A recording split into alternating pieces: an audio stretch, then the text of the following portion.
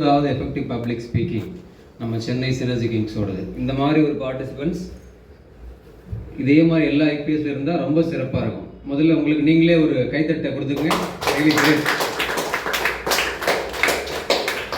திருக்குறள் நம்ம எல்லாருக்குமே தெரியும். திருவள்ளுவர் வந்து இந்த சொல் வன்மை அப்படின்னு ஒரு அதிகாரமே வச்சிருக்காரு. அந்த சொல் எவ்வளவு முக்கியம் அப்படின்னு சொல்லி.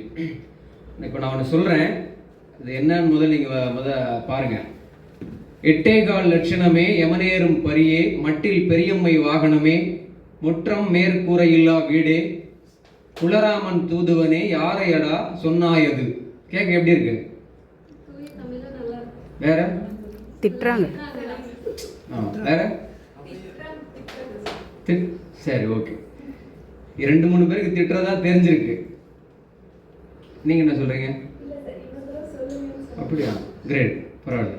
8 லட்சணமே யமனேறும் பரியே, மட்டில் பெரியம்மை வாகனமே, முற்றம் மேற்கூரை இல்லா வீடே, குலராமன் தூதுவனே, யாரையடா சொன்னாயது. திட்டுற மாதிரி இருக்கா? இல்லையா? உங்களுக்கு திட்டுற மாதிரி இல்லையா? ஆஞ்சநேயரா? சரி, யாருக்கெல்லாம் திட்டுற மாதிரி இருக்கு கை தூக்குங்க. சரி, திட்டுற மாதிரி. மற்றவங்க எல்லாம் வந்து ஏதோ தமிழ், தூய தமிழ் என்னமோ சொல்றாங்கன்னு இருக்கா. சொல் வன்மை எப்படிப்பட்டது அப்படின்னா, அதுக்கு இது ஒரு உதாரணம். நம்ம எந்த அளவுக்கு அதில் வந்து எக்ஸ்பர்ட்டா இருக்கிறோமோ அதை நம்ம எப்படி வேணா யூஸ் பண்ணலாம். இதை யூஸ் பண்ணது ஔவையார். சரி, யாருக்கு யூஸ் பண்ணாங்க மேடம்? நாகராஜன் சார் கம்பருக்கு யூஸ் பண்ணாங்க. கம்பருக்கு எப்படி யூஸ் பண்ணாங்கன்னா, கம்பருக்கும் ஔவையாருக்கும் ஏதோ சம்திங், இது உண்மையோ பொய்யோ, பட் இது வந்து ஒரு நல்ல உதாரணம் சொல் வன்மைக்கு.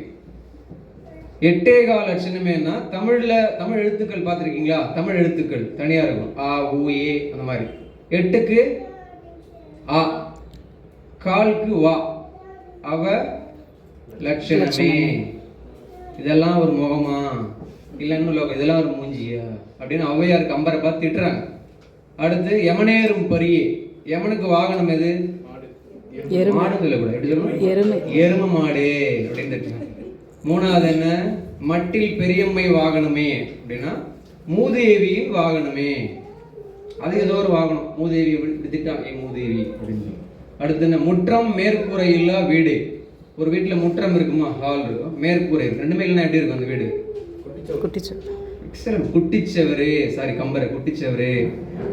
குலராமன் தூதுவனே, குரங்கே.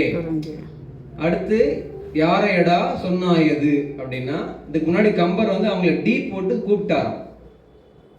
மறுபடியும் சொல்றது நடந்ததோ நடக்கலையோ அது விஷயம் இல்லை, பட் லாஜிக், அந்த சொல்வன்மையோட அழகை சொல்றேன். அவங்க டீ போட்டு சொல்லிட்டாரு. அதனால இவங்க யாரையடா, ஆரையடான்றது ஆரைக்கீரையை சொல்றாங்க, சம்திங் ஆரையடா சொன்னாயதுன்னு சொல்லி. இதை நான் ஏன் சொன்னேன்னா, நீங்க இன்னைக்கு கத்துக்கிட்டது இந்த எஃபெக்டிவ் பப்ளிக் ஸ்பீக்கிங்ல சொல்ல எப்படி வேணா பயன்படுத்தலாம்.